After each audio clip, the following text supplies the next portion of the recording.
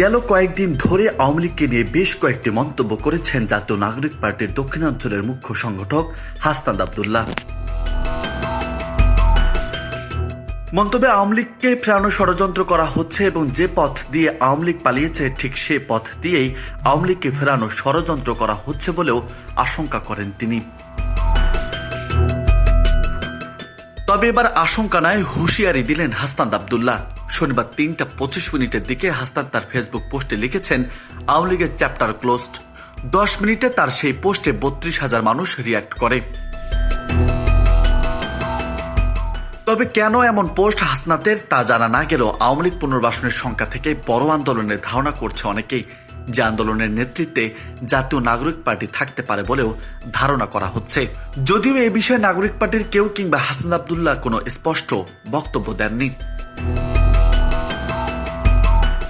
এদিকে শুক্রবার দিবাগত মধ্যরাতে নিজের ফেসবুক আইডিতে এক পোস্টে হাসনাত লেখেন, আওয়ামী লীগকে ফেরানোর ষড়যন্ত্র করা হচ্ছে।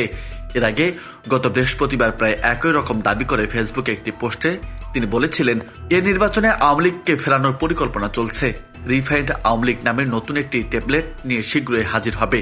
এনসিপির এ নেতা ওই পোস্টে আরও লেখেন, যারা এই পরিকল্পনা করছে আমি আপনাদের সতর্ক করে দিচ্ছি, এখানে কোনো ইফস আর বাটস নেই।